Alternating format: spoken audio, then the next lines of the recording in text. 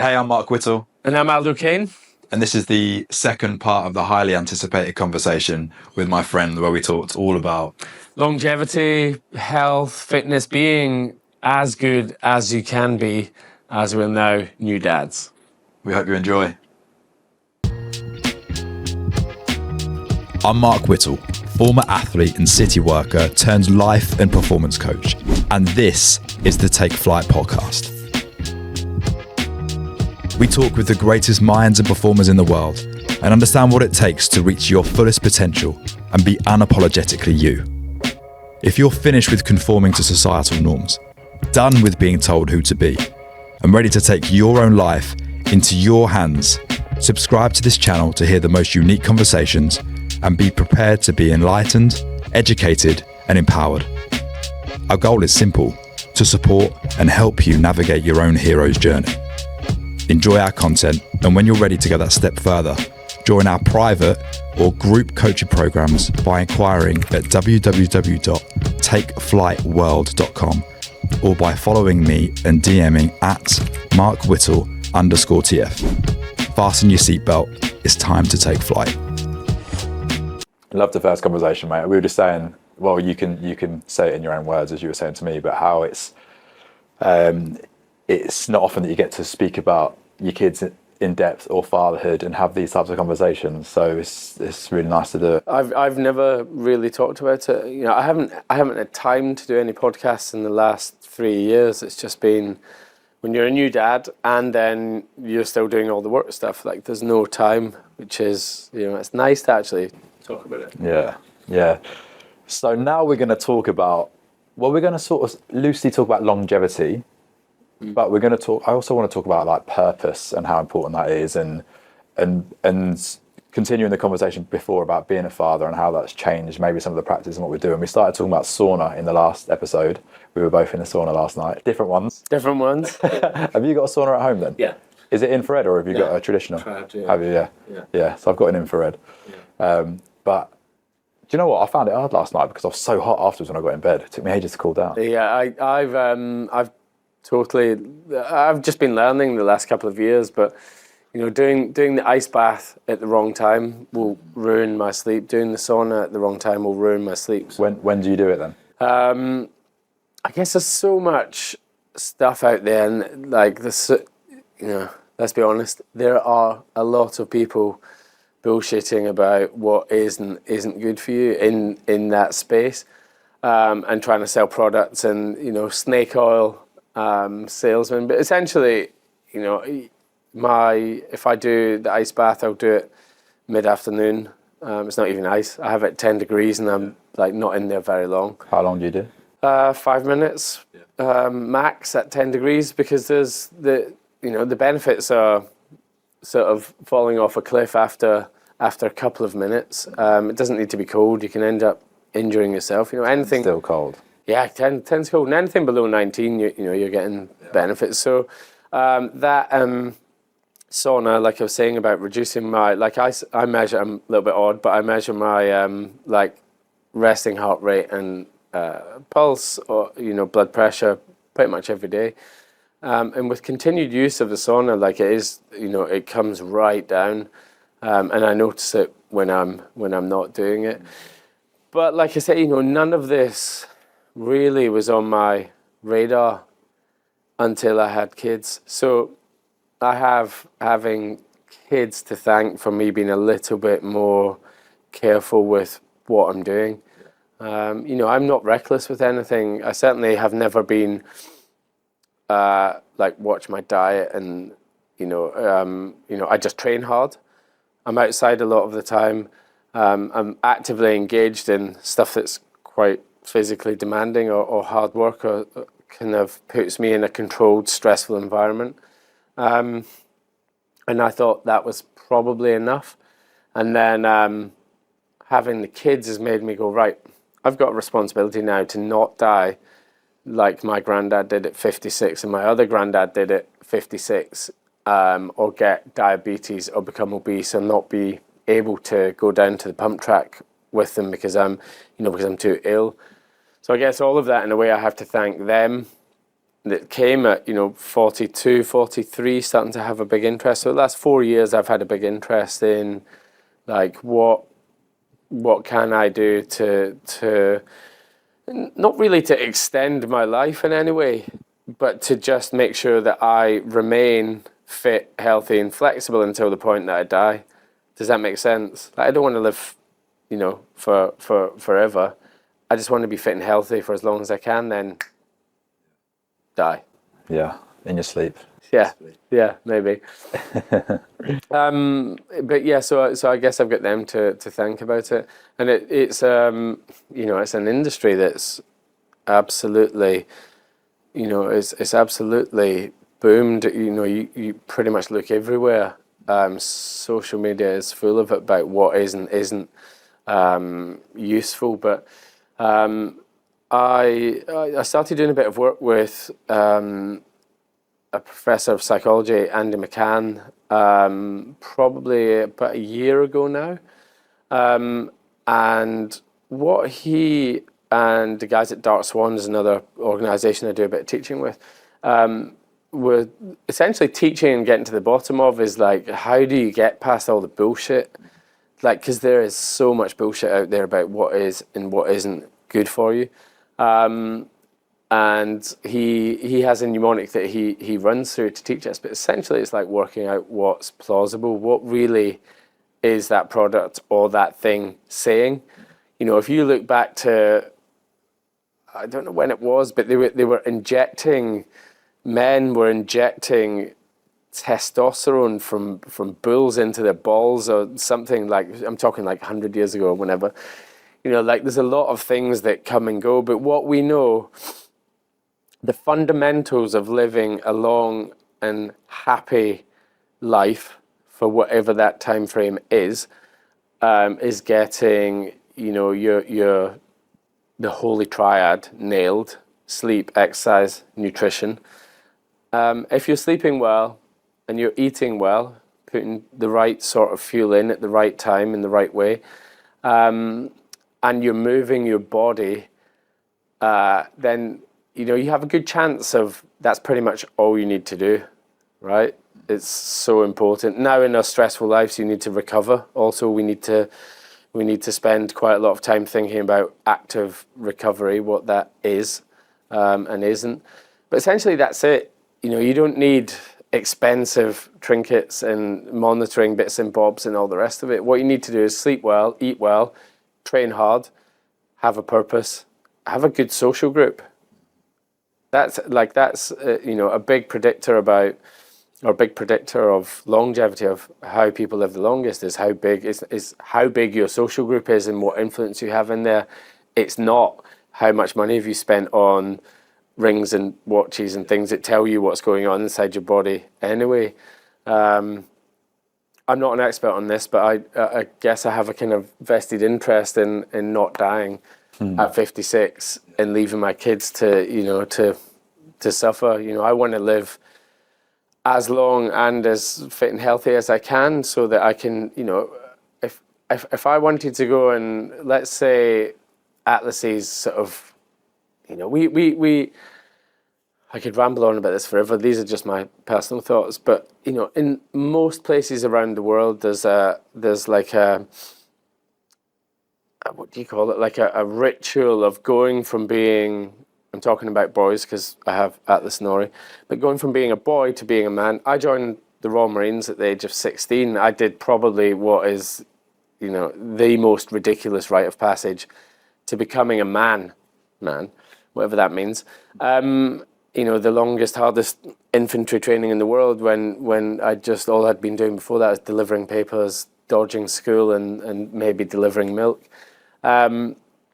So, if my thing with Atlas is to go and walk up to Everest Base Camp when he's 16, just him and I, or even him on his own, at 16, what age would I be? So that'd be 13 years, so I'd be like nearly 60. That's not that old. Like, when you see a fit 60-year-old, you're like blown away, and you're like, that's mega, I've got another however long to do that. So for me to do that, what do I need to do on a daily basis? I need to move a bit. I need to make sure I'm sleeping. I need to make sure I'm stretching, doing a bit of mobility. Need to make sure I'm not poisoning myself regularly, as in like boozing loads or smoking or all of the other things we're now finding are pretty bad for us. What is one of the worst things for us, almost worse than all of the above there, is sitting disease. It's sitting down at a desk for 6, 7, 8, 9 hours a day. You look at all the jobs in all the places around the world that people are sitting and not moving.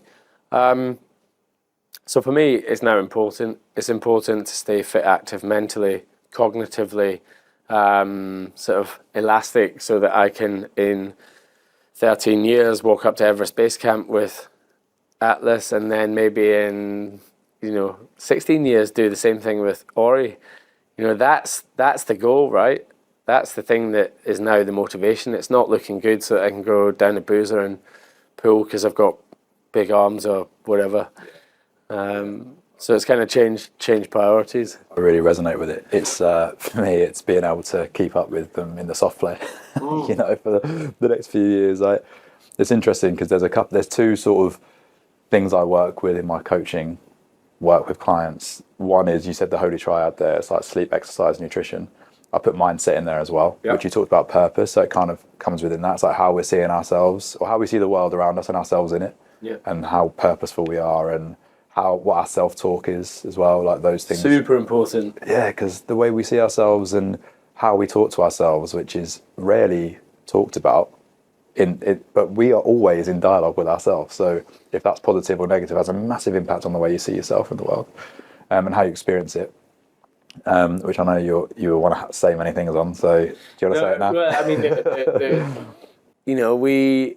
if you're not aware of that you have an inner dialogue, then you can probably guarantee that you do have one, and that it's negative. And every single person is the same. There's one or two conditions that mean that people don't have self-dialogue, and I can't remember what it's called. But essentially, if you're not aware that you do have it, you can guarantee it's probably negative. And you wouldn't let your worst enemies talk to you the way that you let yourself talk to yourself. So I find it really, like, I'm aware of it, and I'm aware of when I'm using it the wrong way. When I'm really stressed, let's say I'm on a big wall and there's rocks coming down, and it's a really tricky 2 or 3 days or 4 days, could be extended, could be 7 days, and I'm like stress level through the roof. I'm not getting a chance to recover. I'm not sleeping. I'm not eating well. Not doing the triad of all of that. I'm probably exercising to the point of failure and exhaustion. My self-talk will be brutal. And so for me and I've been aware of it for years, but for me to make sure that I control that, I then speak out loud.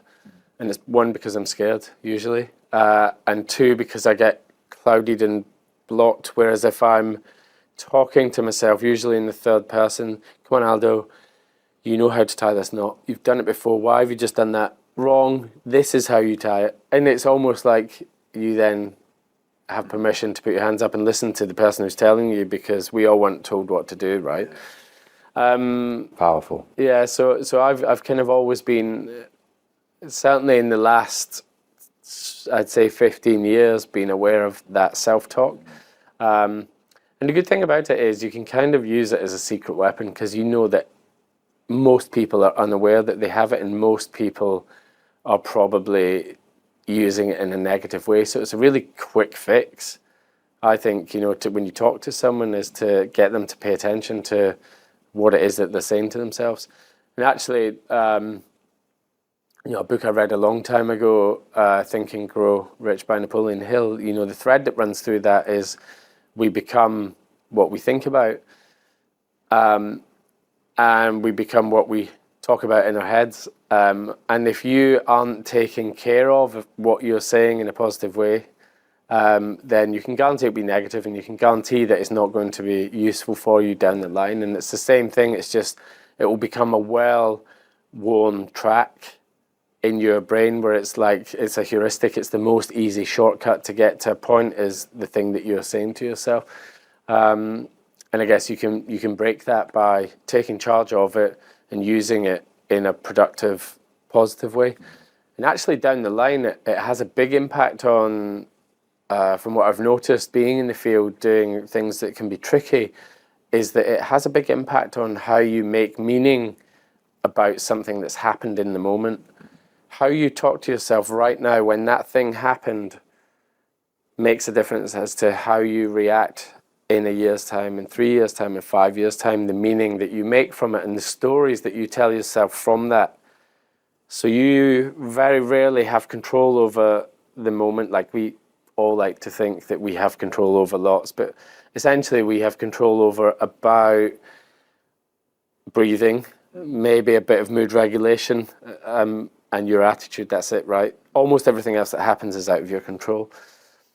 So when that thing happens to you, taking charge of it and talking to yourself externally, third person, in the moment about this is this, and this happened because of this, not because you were shit, or because of this, or because of that. These are the facts. And the more facts that I pull into that there and then, right now, well, this happened because that, and I was tired because we had done this and that, and, you know, and it just helps you process down the line.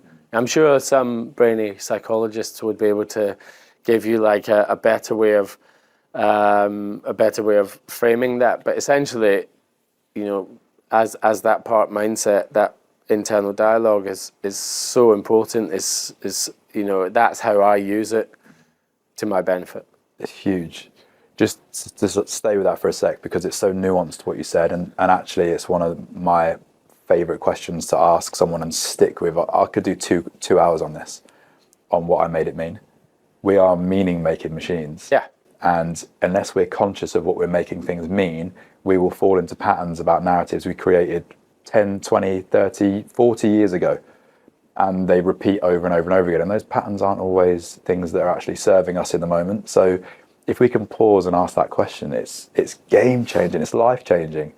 So it ties back into what, in a way, we are pattern recognition machines, and we are meaning making machines, because if we're being brutally honest, there is no point.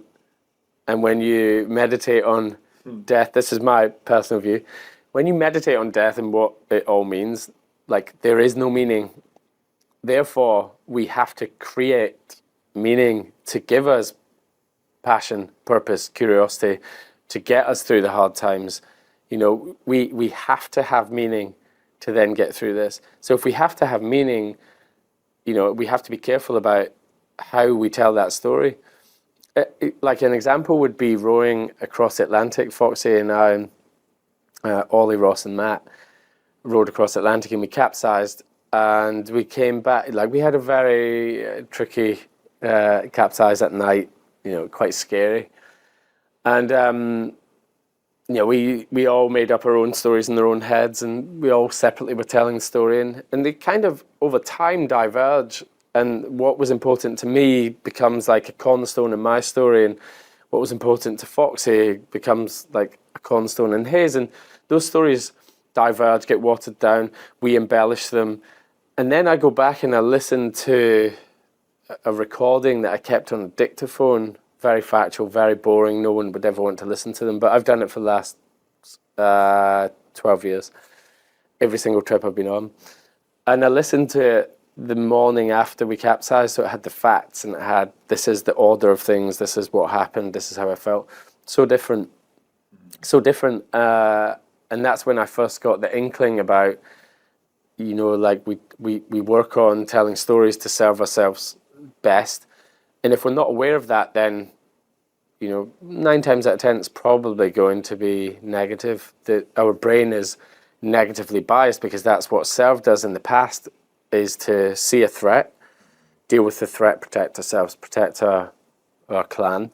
And so we're sort of prone to seeing that more. Like, there's some stat out there, it's like we see 9 bits of negative information to 1. I'm not sure if that's, you know, if that's right or not, but the point is the same. You know, you just have to listen. You know, I just have to listen to people talking. It's like, this is wrong, that's wrong, that's wrong. Not, this is amazing. Like, it hasn't rained in 3 days, or You know, so it depends on kind of what you focus, but what the words you use and how you use them and when you use them to yourself make a huge difference in your outlook on life. Yeah, I love that. That's amazing. And again, like, not to bore with sleep and everything, but when you are rested and you've had that first cornerstone in decent sleep and decent rest, then it's far easier to make things mean, things that serve you. Yeah. Change the narrative, be conscious of what's showing up, and likewise make better decisions with what you eat, and then make better decisions with what you're going to do with your exercise. And that's balance as well, because sometimes for the first 9 months of this year I trained pretty much every single day, and on the off days I was doing recovery, and I used a traffic light system to intuitively feel into what was good for me. Like, do I want to overdo it today? And sometimes you get it wrong and you overdo it, and sometimes you get it wrong and you underdo it. You could probably do a bit more, but at least there's consistency there. Yeah. And then from doing, really what I found out was too much. Your boys aren't there yet, but when they go to school and they have the 6 weeks off in the summer, it throws in a whole nother level of complexity and challenge. And I think burnout's an extreme word, but I was just exhausted. Yeah. And then I got a chest infection, and then I've not really trained for about 5-6 weeks. Yeah. And then my back went, not badly, but enough that I had to go and get treatment. Literally, I had a talk, it was last week, I had a talk the day after, I had to go and get treatment in the morning so I could actually move and twist, like turn. But you see how quickly the dominoes fall if you do lose one of those pillars. So I didn't train for 5 weeks, and that's what happened. That's the key, right? If you're, so you look at that holy triad of sleep, exercise, nutrition. As as I want to be fit and healthy and mobile down the line, I have to take less risk of getting injured, if that makes sense. So, you talked about your grandma breaking her hip at 96. Yeah. The stats are pretty stark on people 60, 65 plus breaking a hip. Like it's almost a death sentence. It's 5 years or less for the majority of people. And that comes down to lack of stability, mobility, whatever that is. And the domino effect on top of that is not specifically that injury, but it's then you then stop training, you stop going to the tennis club or the bridge club, and you stop seeing your mates, and you stop driving, and your world goes from, the world into, I've seen it with my own grandmother now who has vascular dementia, who's travelled loads around the world. Her entire world has gone down into one room in her house. And it's that domino effect that I guess you're trying to, it becomes more important to manage the dominoes the further down the line you get. You damage your back when you're 20, you can probably bounce back from it and work around it. You do the same at 60, then you're in it's like exponential. Everything you do physically is great for you, and everything that damages you also damages you much more than it would have done when you were younger. Yeah, that's thanks for sharing as well, look, because I think it's a wake-up call as well. Even with the narratives we were talking about a minute ago, then we've got a decision to go, am I going to listen to this thing then or not? Because it makes me think instantly, there was like 36 hours, right? I'm young and I did the right things to get myself up and moving again. But even for that 36 hours, I felt very vulnerable. Almost actually a little bit ashamed. I was like, what the fuck is going on? Come on. Like, I'm meant to be a fit, healthy guy. And I don't want to be like that in 10 years, 20 years, even 40 years. I don't want to be like struggling to get out of a chair or moving. And, that's what I'm saying about, there's so much information out there. It's really difficult to cut through all the bullshit. And it's really easy to get analysis paralysis. You're like, should I be eating this thing? Can I eat meat? Can I not eat meat? Can I do this? Can I do that? If you follow those basics, I'm not qualified in this, right? But this is what I'm doing, and I'm doing blood tests probably every 3 to 6 months, probably for the last 3 years now, to make sure that I don't get a shit sandwich in the post. It's like you're pre-diabetic, or you're diabetic because of your diet, which I could have sorted out X amount of weeks ago, or you've got this amount of plaque in your heart. So I've been proactively, I use a company called Randox. I'm not sponsored by them, but that's just the easiest one that I can do, to go in and do like Randox. Like a full set of bloods. And that just gives you like a good, instead of waiting old school to have a heart attack, which by the way, 50% of people that have a heart attack probably die immediately from it. They don't get any precursor to it.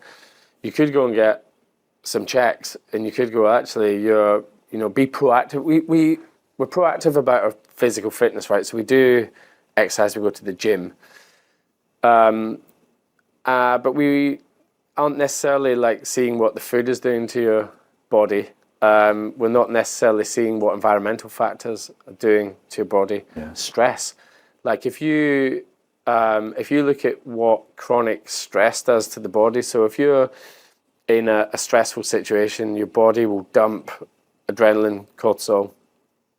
And in the process of doing that, you stop, say, digesting food. If you're chronically stressed every single day, you're not processing any of that food. Even if you're eating nutritious food, it's you're chronically stressed, stopping that happening. And then down the line, you're going to have an incident from that. So I've been doing some blood tests. It's the one thing that was like a sort of grey area. I didn't really know how I was on the inside. So all your blood sugar, how your organs are working, liver, kidneys, all the rest of that. So instead of old school days waiting to just die of a heart attack or be told that your cholesterol's through the roof and you've got to do all of this stuff, I've started proactively 3 years ago when I had Atlas, getting that stuff measured. Because if you're monitoring it, you're subconsciously aware of it. Yeah. As the hand reaches out for that sticky donut and you're like, well, actually my HB1AC or whatever it's called, I can't even remember, which is your 3 monthly blood sugar is high. You might be like, maybe not. Yeah. Just a short break from this incredible conversation to talk with you about how I transformed my energy management, transformed my quality in sleep, transformed my mood, all through my relationship and consumption of caffeine. About 11 years ago now, I've spoke about it a little bit on the podcast before, but about 11 years ago now, I was diagnosed with chronic fatigue, and it was one of the toughest things I've been through. It altered the way that I was able to experience many things. It had a huge impact in my capacity, of course, and it meant that things like caffeine were quite difficult for me to consume in a way that benefited me. So about 3 years ago now, I discovered an incredible brand called London Nootropics. And ever since then, I've consumed their Mojo product nearly every single morning. I'd say for the last year, I have consumed it every single morning. And the Mojo product includes ingredients such as ginseng, which is amazing for waking the body up in the morning, but also importantly, cordyceps mushrooms, which has transformed the game for me. It's amazing for boosting energy, really great on the immune system as well. So particularly when my immune system was low through my periods of chronic fatigue, it was massively helpful. It helps me to sustain my energy without a crash. There's no jitters. And for me, running my own business, as well as having 2 young children, it has really been game changing. So if you feel anxiety, if you feel deep tiredness and fatigue anytime during the day, particularly in the afternoon and those crashes that follow with high caffeine consumption, I recommend strongly that you give London Nootropics a try. I'm going to be doing an episode with the founders, Zane in particular, who's a friend of mine and has been for a long time. And I'm only doing sponsorships with brands that I consume, with friends that I admire and businesses that are helping the world. And that's why I'm excited to support them and also to support you if you're looking to improve your relationship with caffeine. So go to londonnootropics.com with the code TAKEFLIGHT and you'll get 20% off your order. I still actually personally pay for my coffee subscription with London Nootropics, so that should change soon. But in the meantime, please do enjoy, and I would love to hear any feedback, how it has benefited you positively as well. Enjoy the rest of this fantastic episode and we'll see you soon. That's amazing. Bob Proctor said that the antidote to self-doubt is understanding. Yeah. So if, like you said, you have the awareness then. Yeah. If you don't have the awareness, you're kind of just scrambling around in the dark a little bit. It's like, I always use the analogy, you're playing football without a goal. Where you're shooting, you're sort of running around running around with the ball. Yeah. And what's the purpose? Where are you going? That's interesting because, again, it gives you parameters. And we talked about boundaries in the last conversation. It gives you parameters about what you actually want your actions to be. And I tell you what it does do when you start looking at the long game down the line, it allows you to put better boundaries in place. Where someone says, can you do a talk on Thursday, and then there's another one that's there on Friday, but it means you're going to have to travel, and it means your flight is you're programming. So you'd be you're programming into my schedule 4 hours less sleep than what I know I need. Yeah. You can then say that boundary is well, I'm not doing that. Yeah, that's amazing. This is something I struggle with personally, and that probably every single person that I've coached struggles with. especially when you're on the build, when you're in the process of building towards something that you want to create for yourself, financial freedom, purpose, fulfillment, a business, whatever that is, right? To be a leader, to be whatever, you're creating something. You don't know your edge until you get there. Yeah. So like It's often too late at that point. Yeah. And I said about the NHS talk yesterday, I probably, when I got asked to do that, I was literally the evening, just done my back, and I had a talk the next day. And I was like, these are the signs that are telling me not to do that. But I love doing it. It was a week away. I was like, probably be all right. So I did it, and it was great. I was shattered. I slept for 2 hours in the afternoon. Yeah. And it's such fine margins. So, but that's the thing, is if you're charging hard, this is my experience, if I'm charging hard at something and I'm in a busy period of work like I've just done there, a hectic amount of travel, and when I'm on the ground I'm doing quite intense stuff, is that I need to be programming in and factoring in more recovery than I'm doing like on things. So I haven't trained in the gym really for 6 months. I've done like 4 or 5 sessions, and that's because I know that I get home, I've got a week. The worst thing I can do is go into the gym and lift and beast myself and not recover. So when I come home, I'll then be all about sleep, eating the right thing. I'll be making sure that I'm connecting with my family and rebuilding those bonds that then keep me going when I go away on the next trip. but you look like you have been training for 6 months. No, You do great. yeah, but I haven't. But that's the other thing, right? Is that, you know, you go through all the bullshit of like, what should we doing? Should we doing strength? Like, we know that you need to do strength, and we know that you need to do stability.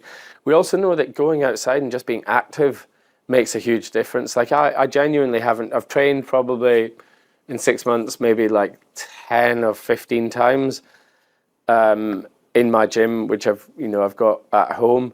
The rest of the time, I'm just active, picking up bags and moving. Like the last job I did there, as an example of one day, which was a repetition every day for 30 odd days, was get up, put a pack on my back, walk for 7 or 8 hours through the jungle, navigating, tracking, doing that sort of stuff. And so, like, you're active, you're outside, you're doing what the body's meant to do. The body's meant to move, and it's, you know, it's not meant to, but we have evolved to move and to think. Yeah. And then if you think about like work and everything else, you know, if we're sat doing a job and we're like sat, it's the worst thing you can do creatively in any line of work is to be sat. Like, you want to solve a problem, get up, leave your phone, leave your computer, and go for a walk and think about it. Yeah. Like, think, focus, actually spend time on the matter at hand instead of being distracted by all the shit that's going on in the world. That's amazing, because that's also like both from a creative point of view, but also recovery. You said active recovery earlier. I found with this period of like, call it burnout, but just fatigue, taking the dog out, just being in nature. I leave my phone at home, taking the dog out and being in what I call like sub threat. Threat sounds extreme, but just not walking really fast, not being just like this, distracted, looking around, just walking slowly, being present. Just that is where and meditation did the same thing for me, to just get really present and switch my mind off and stop thinking, and that is healing. The challenge threat setup, from what I understand about it in my own life, is that the more you focus on things being a threat, the more other things become a threat that aren't a threat. So like your ability to appraise a challenge by first of all understanding that, you know, stress is not bad for us. You know, going in the sauna is is putting your body in distress. If you go in the ice bath, it's putting your body in distress. If you exercise, it's distress. But small amounts of it are good, the same as anything. You know, if you have there was a famous experiment where they built a biosphere, and it was something to do with putting people on another planet, and they built this biosphere and they grew all these tropical trees in there. Within a very short space of time, the trees grew massively tall, and they fell over. These like tropical trees, and they fell over. And what they suddenly realized is that what makes a tree robust and strong and resilient is wind. So like as the tree is growing, it's pushed by wind and the atmosphere of what's happening on round about it, which makes it put stronger roots down. It strengthens the bark. Like, so if you're talking about, resilience in people. That's exactly like, it's almost like that analogy is essentially the exact same. So good. Talked myself round in a circle. No, that's amazing. I love that. I love that example, because without the wind, it can't even hold its own. No, you can grow fast and tall, but you're not going to be able to be like to hold your own weight. And how many of us shirk our own wind, right? The resistance or the adversity. So That's it. That's the one thing. Like, jumping back into like the kid thing. The reason I'm sort of big into this as well is that, I don't want to bring up a protected, fragile soul who is almost broken and defeated by, almost everything that he comes up against. Because let's be honest, life is in all respects kind of, it is suffering. And being able to deal with that is so important. Being able to like the trajectory of most people after even the most horrific of trauma is full recovery. Recovery and resilience is the norm. Post-traumatic stress, as far as I understand from what I've read and what I know, like, I've been through some fairly traumatic things. I'm not broken by it. I feel like I've grown through it. And so the normal trajectory, not normal, but the norm, not the normal, and maybe it is the normal, like, most people are resilient. Even if we lost a person very close to us, over the space of time, we can learn to understand that and become, get back to almost full capacity again. So that's like the resilient trajectory is that for most people. I'm getting to the point now where I'm just rabbiting on round in circles. That was it. So with Atlas and the boys, I don't want them to be fragile. I want them to understand that life is difficult, life is hard. We already live in a very comfortable house, that's climate controlled. You could easily go through life without ever being cold, without ever being too hot, without ever being too tired. So, I think there's a lot to be said for me, it's physical. I go and do this hard thing with Foxy and the guys in March, or climbed Everest last year, or by doing that, it puts everything else in perspective, which jumps back to what you're saying about mindset. And that mindset is what actually is probably more important, your mindset and your connections with other like-minded people, for longevity than any other protocol or thing that you can think of doing. Yeah, I love it. It's so true. I think what's jumping out as you're saying that is being friends with uncertainty. That's what I think, like, more than anything, the last 5 years, meet my biological dad. Well, first becoming a parent to my daughter, meet my biological dad, going over to South Africa to meet my half siblings who I'd never met before, integrating that into part of my life and understanding myself. That's huge, isn't it? Yeah, oh mate, it's still tough. And then my half brother was over here 3 weeks ago, so still on the journey of letting it sink in. Something that I ignored for the best part of my life, 32 years. Yeah. But the bigger piece is with the kids and leaving the city, starting the business, being a full-time life coach. Everyone's like, what the fuck are you doing? Yeah. But you realise, mate, the uncertainty is where all of the growth comes from. And when you learn that when things are uncertain, that actually that means that you're on a new trajectory, or you're going to learn something different about yourself, or you're going to become aware of something you weren't aware of before, then you start to go, great, it's an opportunity. I literally now, something happens which was unexpected, and I go, I'm like, yes, I'm excited. I can't wait to see what I'm going to learn or what's going to... You've heard of VUCA, volatile, uncertain, complex, and ambiguous. No. So that is essentially where we're at in the world right now. We live in a VUCA environment. What that means is all of the old ways of working, all of the old ways of thinking, all of the old paradigms about everything we have ever known essentially don't work anymore. Being uncertain, and also uncertainty is one of the big precursors to stress and the stress response. So ultimately, we're throwing everyone is being thrown into a world that is uncertain. But for me, that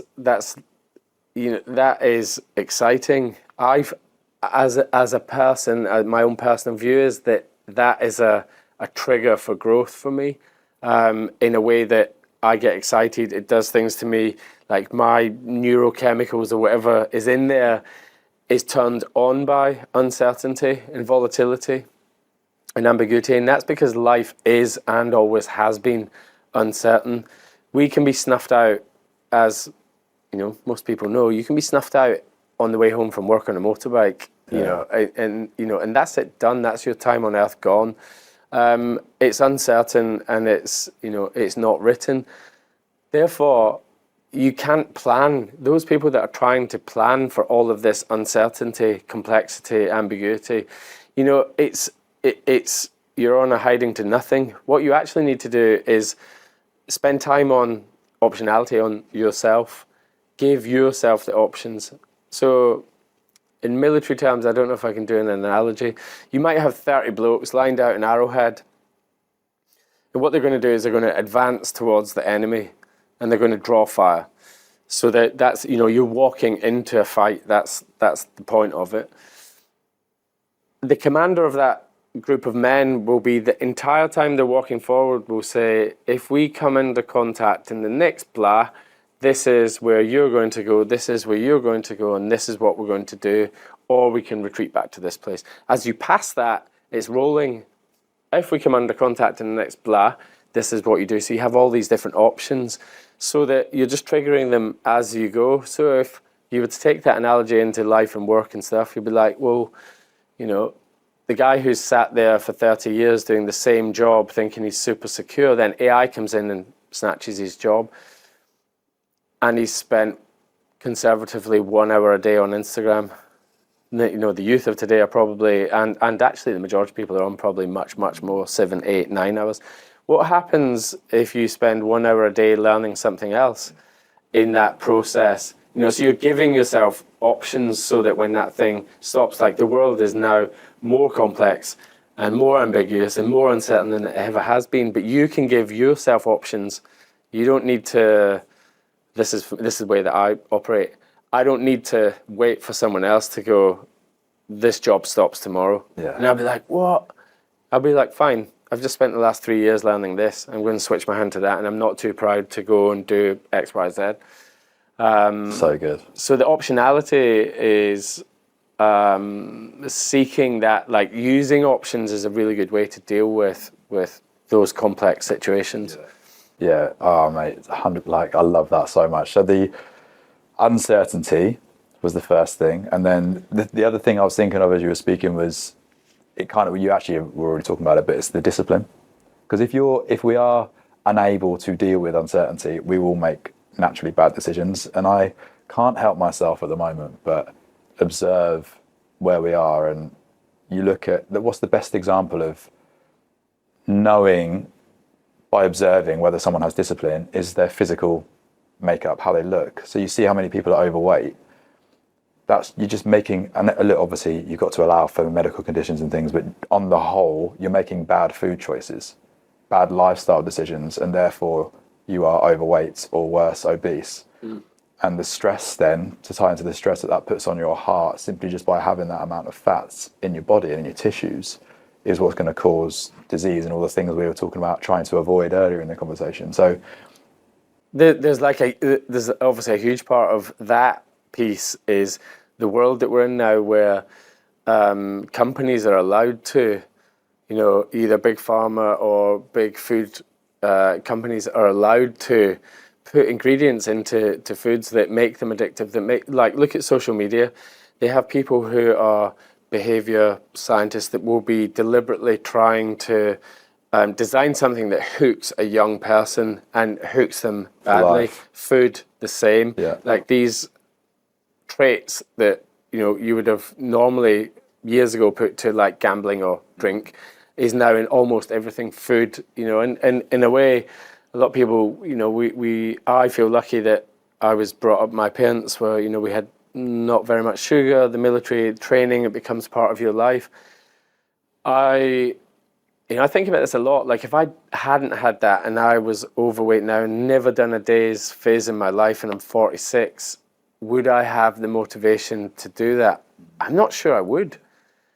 Like if truth be told, I just feel very lucky that I sort of have the momentum from doing it from when I was 16, when I joined up. And, there's a lot to be said for the type of person that you want to be later on down the line, is like get those habits in place early so that you no longer need to think about them. Totally. And we've obviously been very fortunate that we've been brought up in a way where we've been exposed to those things and given what you call momentum.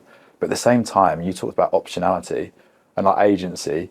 We can be empowered by, look, we're all going into this supermarket. You can choose anything that you want in there. You can go down the bakery aisle and pick those things up, or you can go and grab a salad. Like, it's hard. I was saying about the talk I did yesterday. On the way back, I stopped at the garage and went to M&S, and it would have been, I was so hungry, it would have been so easy to grab the sugary thing, right? But I got a salad and, the little salmon things that are cooked with the sweet chili thing. That's my go-to, and an apple. I mean, look, I'm not perfect. I've got a flapjack as well.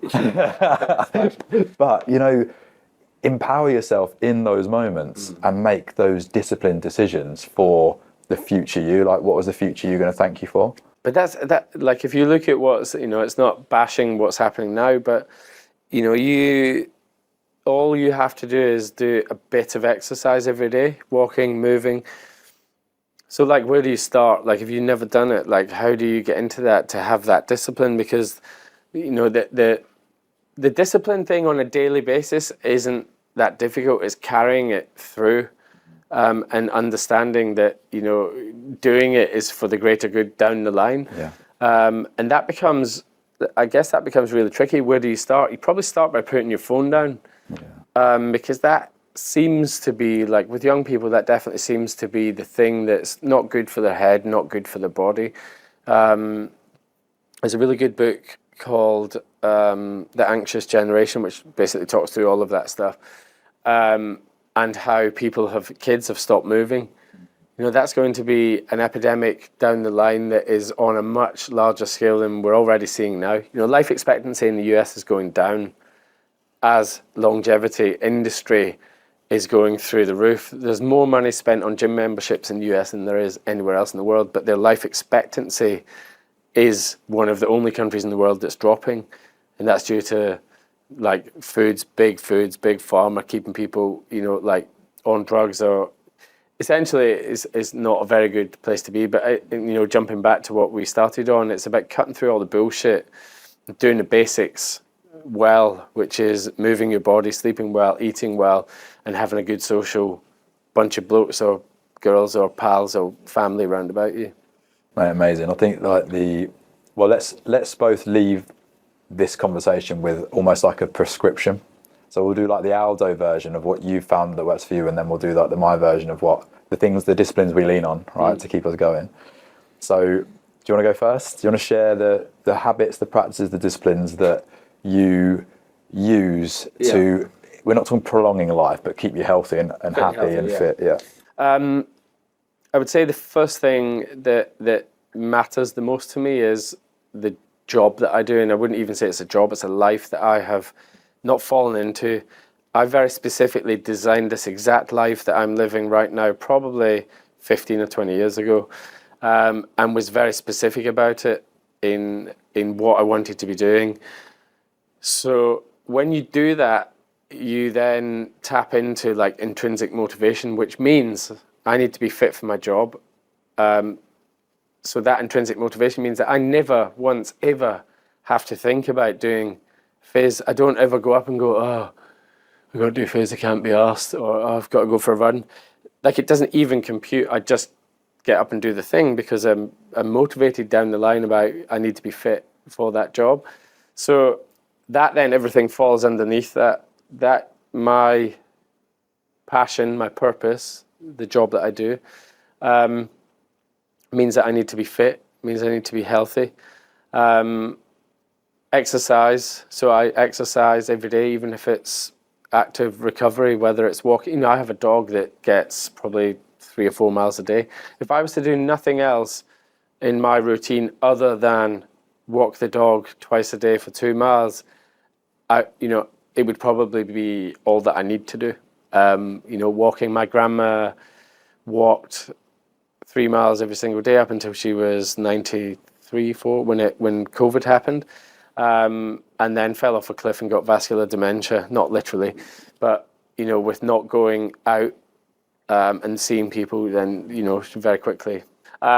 Exercise, watching what I eat. I'm not calorie counting. I'm not doing anything funky there. I just don't eat loads of sugar. I do eat it sometimes, and I'm just careful with what I'm doing. And I always make sure that I'm in a calorie deficit. Maybe not deficit, but I'm training hard, so I'm eating in line with that. Sleep non-negotiable. So sleep non-negotiable, exercise non-negotiable, nutrition non-negotiable. That's like standard. And then being outside. That's like my biggest prescription for everyone is like, get off your phone and get outside. That phone, wherever mine is like a recipe for mental illness and physical illness because you're not moving. So get off the phone, get off social media, get outside, exercise. Amazing, mate. Can I ask you one more before I share mine? Because it's come up a few times and I've been thinking about it as you've been sharing things. I just want to give you the opportunity, if you want to speak on your wife, because we often don't, I know I don't say it enough, but how grateful I am to my wife for her giving me a platform to do all the great things that I do and fulfill my purpose. And I know you feel very much the same. So yeah. What part does she play? I wouldn't be able to, she comes from the same background as me in adventure television. She's a producer, director. She's done loads of adventure type stuff, the same as I have. We met on an adventure shoot. And so she has found it incredibly difficult losing her, because as a bloke, you don't really lose your ability to continue doing what you're doing. But as a woman, you lose everything, especially in TV. TV is brutal. And so by having a kid, you're kind of out the game for 6 months. That's quite a long time. Anna's been out the game since she had Atlas, so 3 years now. And TV moves on and it totally forgets you. And I think she's, found it the hardest. She struggled. We moved from London to Bristol. I'm away a lot. I literally couldn't do what I'm doing now if we didn't have the relationship that we do now. But it's also in knowing that down the line she'll be the one with the longer term career. So it's busy and I'm busy at the minute, but that will definitely tail off, and I'll jump into doing whatever else, coaching or whatever I decide to get myself in, which keeps me more at home. But she's amazing, and hat off to her. I couldn't do it, and the times that I find the hardest are when I'm doing one day of what she's done for 6 months. That's the honest truth. I find the hard stuff on expeditions and trips and all of that, like the hard, dangerous stuff, I find really easy. And I find the stuff that should be easy really difficult. But yeah, hats off to her. It's funny, isn't it? Yeah. Amazing, mate. Likewise, I don't know how my wife does it. But yeah, I mean, they're just so important, right, for us to be able to carry on doing what we do. So Yeah. my wife's recently come into the business as well, as of like 2 months ago. Amazing. Yeah. Okay, my routine. I love that, by the way, that you just led with purpose. I was thinking you're going to go ice bath, sauna, but I mean, you can get through life, right, without doing any of that stuff. If you got the time, if you start bundling up all these protocols that you're supposed to do for longevity, you literally would get out of bed and you wouldn't speak to anyone, and you'd go through a rigorous 15-hour day of ice baths and saunas and meditations and practices, and before you know it, you can't work, you've got no money, you can't go and do fun things. But essentially, you just need purpose and and don't be a dick with your diet and all the rest of it. I think that's so true, and I hadn't thought about it until you just said it, but I used to rely on meditation when I worked in the city because it helped me deal with the daily stress of what I had to go and do. But now, although I would still like to do it every single day, because of the morning routine with the kids, it sometimes isn't possible.